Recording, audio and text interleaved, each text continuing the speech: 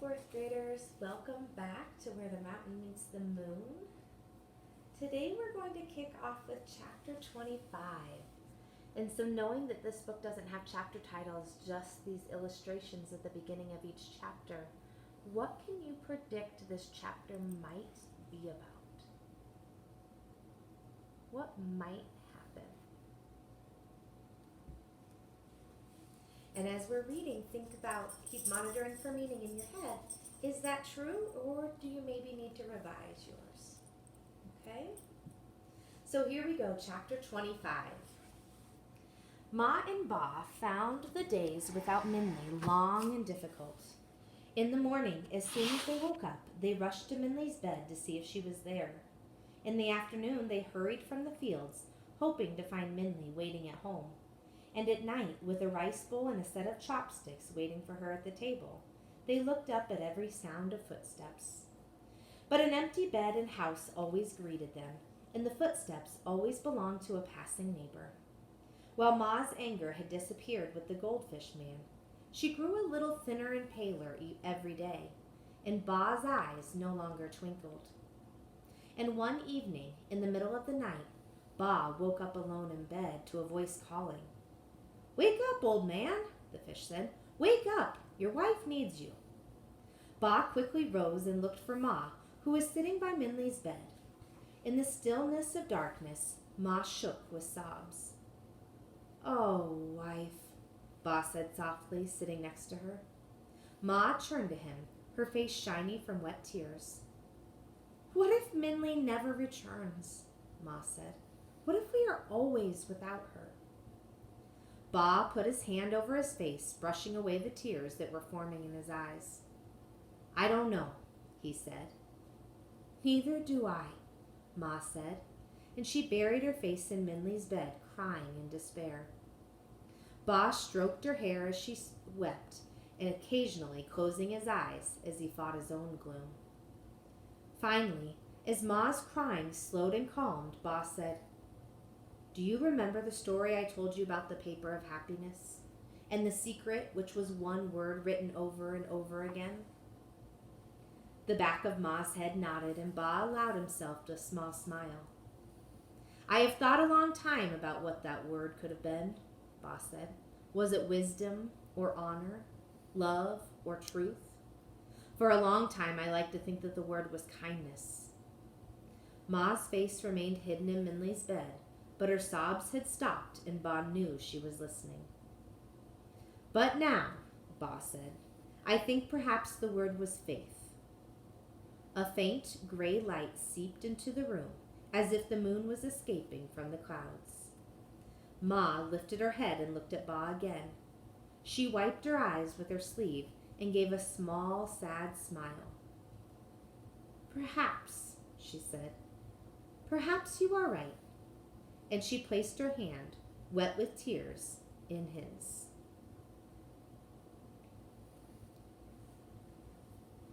I don't know about you, but I just can't, I'm having a really hard time imagining what they might feel like. I don't know that I could empathize with them, like having somebody missing that I cared about.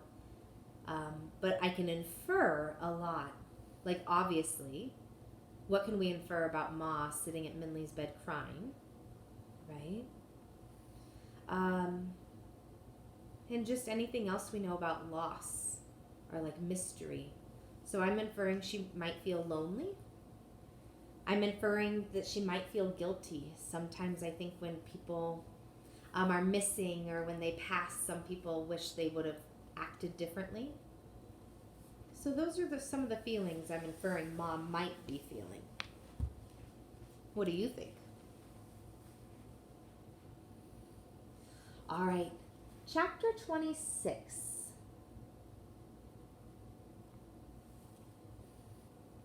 The next morning, Minli woke up alone under a heavy, rich blanket. Even though she was on the floor of the garden pagoda, she had slept comfortably, and as she sat up, she realized that was probably due to the silk pillows she had been lying on. The soft sunlight cast leaf shadows across her face, and the wind made gentle ripples in the moss-colored lake in front of her. The imperial garden was just as beautiful in the day as it was by night. On one side of her lay a small table with a small pot of tea, a bowl of rice porridge, and tea-stained eggs.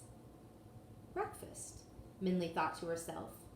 But before she could reach for it, she saw that a yellow brocade traveling bag lay on the other side of her. Inside the bag, Minley found her humble blanket, rabbit rice bowl with needle and bamboo piece, chopsticks, a generous supply of cakes, and her hollow gourd full of fresh water. On the very top lay the gold-threaded pouch that held the ripped page of fortune. Minley took the pouch and held it with two hands. Well, I have the borrowed line, Minley thought. At least I hope it is. So after a quick breakfast, Minley quietly left the pavilion. Part of her was tempted to explore the mosaic mosaic walkways through the jewel-colored leaves, but she knew being discovered by one of the king's counselors would be disastrous. Also, she knew Dragon was patiently waiting outside the city. So using the king's secret door, Minley carefully left the garden and walls of the inner city. And when she was out of the garden, Minley realized it was a very early morning. The outer city was still sleeping. The stands were bare and the umbrellas were closed. Quickly, Minley scurried to the gate. With great effort, she was able to get through. She had to use a metal pole she'd found on the ground to lift the lock and lever one of the doors. Even then, she was only able to get it open a crack and had to squeeze. As she fell through the gate, gasping for air, she was shocked to see Dragon lying in front of the stone lions, sleeping. It took a couple of prods before Dragon awoke, and his loud morning yawns almost put Minley in a panic. But they were able to get back to the hiding shelter of the forest before anyone saw them. What were you doing by the city? Minley asked. You were supposed to stay hidden. I was getting the borrowed line, Dragon said. What do you mean? Minley said. I have the borrowed line.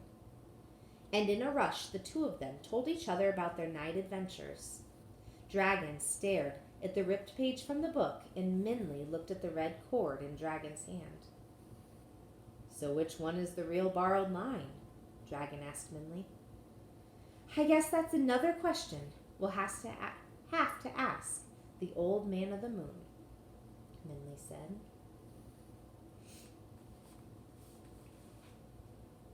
What do you think? Which one do you think is the real borrowed line? I don't know. On one hand, with the red cord, the lions seemed like positive. They knew it right away. And I guess the king had to think about it and was interpreting a message. So I don't know. Chapter 27. From looking at that image, I'm having a hard time making predictions about what this will be about. It's hard for me to make out that illustration. Maybe you have a better idea.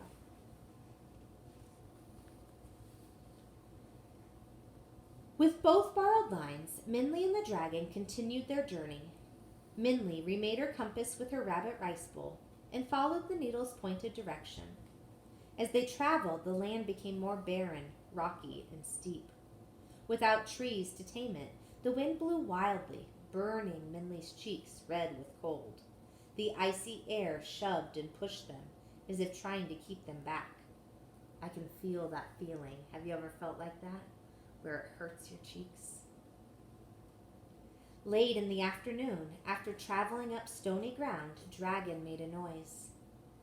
Look up ahead, he said. Far ahead of them seemed to be a spot of bright yellow. Against the gray landscape, it seemed like a fallen piece of gold. Is it a forest? Trees with yellow leaves? Minley asked. Then she looked at the gray stone surrounding them. But what trees could grow around here? I think there is a village, Dragon said, squinting his eyes. If there is, we can get you some warmer clothes. Even though the cold hadn't bothered the dragon, he had noticed her shivering. We won't reach it before night, Minley said, but I think there's a cave up ahead. Let's stay there for the night, and tomorrow we'll try to reach the village, or whatever it is. The dragon agreed, and they made camp in the cave. The king's supply of traveling cakes saved her and Dragon from hunger, but Minley wished for the thick silk blanket. Even in the shelter of the cave, away from the wind, the earth was stark and cold. Minley built a fire as quickly as she could and sighed as its warmth slowly heated the air. But that night, Minley could not fall asleep. Even with the dragon snoring behind her, the fire crackling, and her blanket around her shoulders, her eyes did not close. Like the stone dust that the wind blew, thoughts kept circling in her head. She kept thinking about Ma and Ba and the orphan buffalo boy. With pangs of guilt, she thought about how Ma and Ba pushed her to go home early from the field, how her rice bowl was always the first filled, how every night when she went to sleep in her warm bed, she knew they were there, and how worried they must have been now that she was not. I'm going to pause there a minute because I have a lot going through my metacognition. So earlier, I was inferring Ma might be feeling a little guilty about the way she had been treating Minley. And of course she was taking care of her, but sometimes she could seem kind of cold or, I don't know, standoffish. But this is interesting because now, here we think about Minley, and I'm inferring that she's feeling a little guilt. And it even says it. I don't have to infer that. It says with pangs of guilt. And I can step into her shoes. I felt guilty a time or two in my life. And so I know how she must be feeling. I know when I'm feeling guilty, I start to doubt a lot of things, right? Was that right? Was that wrong? And that's never a good feeling. I also think even guilt is a very lonely feeling. Even when you're with people and they're around you, when you're feeling guilty, you can kind of feel isolated or by yourself. So I think it's interesting that they're separated, but maybe they might be experiencing some of the same feelings. What do you think?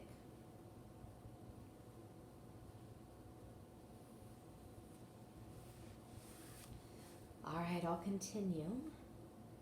The buffalo boy didn't have that. Instead, he had a dirt floor, a pile of grass for his bed, a muddy buffalo, and a secretive friend. Yet he turned away her copper coin and laughed in the sun. Minley couldn't quite understand it, and somehow felt ashamed. But just as Minley shook her head with confusion, there was a sudden sound outside the cave. What was that? She cocked her head. There it was again, like a low grumble of thunder. Was it going to rain? Minley quietly got up and slipped out of the cave to see. But when she got outside, she screamed. The noise had not been the grumble of thunder. It had been a growl of a tiger. The giant tiger snarled and then jumped right at Minley.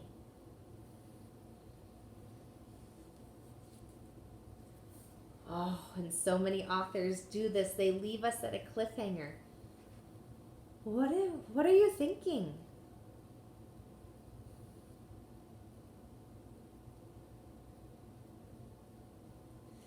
I don't know about you, but none of my predictions involved any more animals. Like, that hadn't even crossed my mind.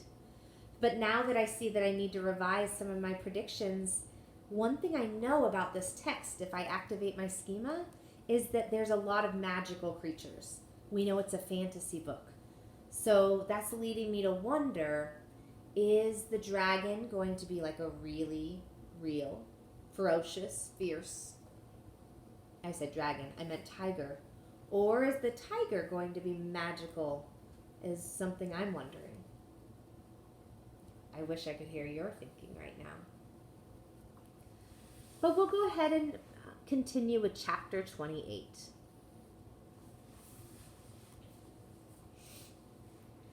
The wind screamed as Ma and Ba ate their dinner.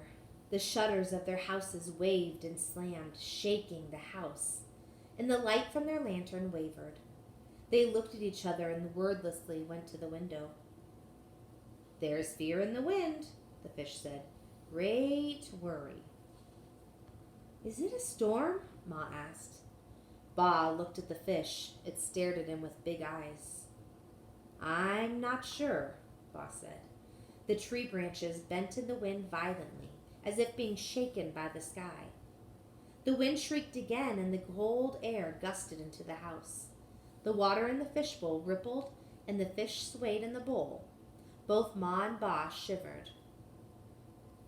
"Do you think Minley is outside in—" Ma faltered. "I hope not," Ba said. The wind continued to slap the house and the trees. The whole earth seemed to shudder at the screeching wind, and only the moon above was still.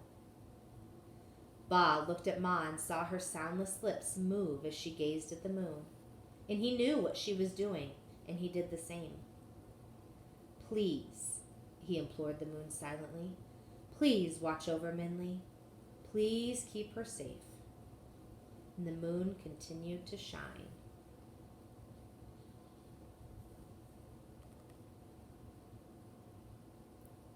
I can't help but wonder if this chapter is in here. Is it some sort of symbol, some sort of sign? Does it have any connection?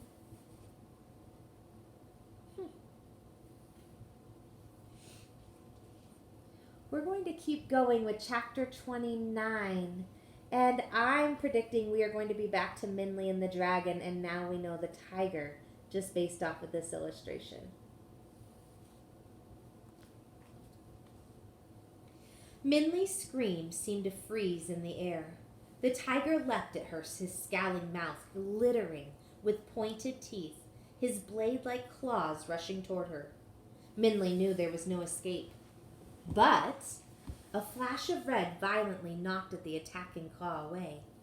Minley gasped as Dragon roared, the tiger's claws ripping into his arm.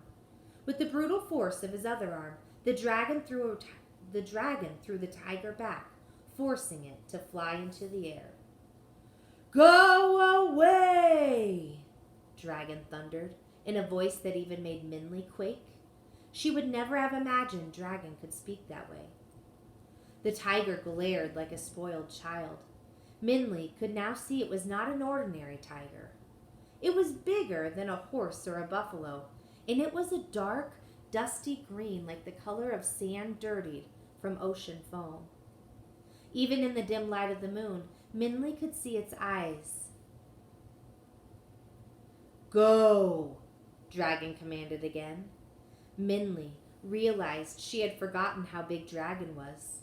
The tiger was large, but Dragon was bigger, though the viciousness of the tiger's expression made them seem evenly matched. But the tiger gave another malicious snarl and turned away. Dragon stood his full height until even the tiger's moonlit shadow disappeared from view. "Are you all right?" Dragon asked finally. That tiger?" Minley said in a daze. "That tiger was going to kill me." "I know," Dragon said. "That tiger was truly evil. When you screamed, I could feel it." And strangely, without knowing why, Minley burst into tears. The tiger's roars still echoed in her ears, and she could still see his cruel claws and eyes. Now that he was gone, her terror flooded out of her. "It's okay," the dragon said, gently putting his arm on her shoulder. It was then Minley saw the 4 long gashes bleeding on Dragon's arm. The tiger's claws had been sharp, and the slashes were deep. Minley shook herself and brushed her tears away. "You're hurt," Minley said, looking at the cuts, which were already starting to swell. "It's all right," Dragon said. "Don't worry. Dragons heal quickly." They walked back into the cave, and Minley poured water on the wounds to clean them. She wrapped her blanket around Dragon's arm, but it continued to slowly bleed. As he lay down, Minley noticed Dragon's eyes fade and blur. I am starting to feel strange, Dragon said huskily. Perhaps I will sleep. Okay, Minley said. You sleep. Maybe when you wake up, you'll feel better. I'm going to pause here. I can't help but go back to one of my questions was, do I think this is like a real tiger or some sort of magical one? What do you think? From the way they described him, and now what's happening to Dragon after being scratched by him, I'm inferring he's magical. But that leads me to more wonderings. So now I'm wondering, did the tiger do something to the dragon when he scratched him? More than just getting a scratch. Interesting. But Minley felt as if she had swallowed a frozen rock. Something was wrong with Dragon. She knew it.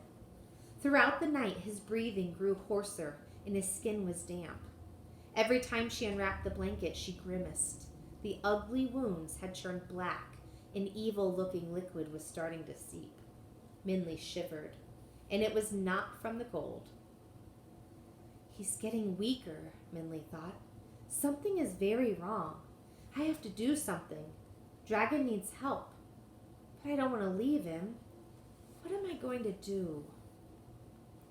By the time the first light of the sun crept into the cave, Dragon's breathing was rough. When Minley shook him, he did not wake up. Minley felt a surge of panic. I don't know what to do, she thought desperately. Her quick-thinking mind darted like a flustered butterfly. I know, she thought. I'll go to that village. Maybe someone there will know what to do.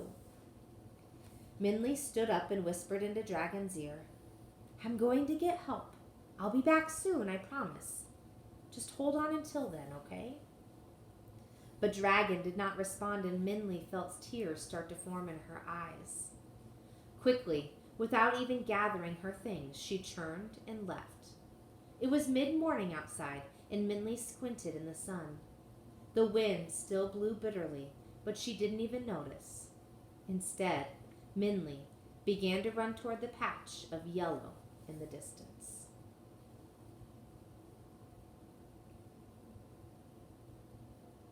What do you think happened to Dragon? Also, what are you predicting might happen when Minley gets to this village, if it truly is a village?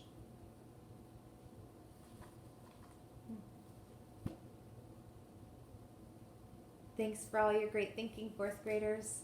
Next time, we'll kick off with Chapter 30.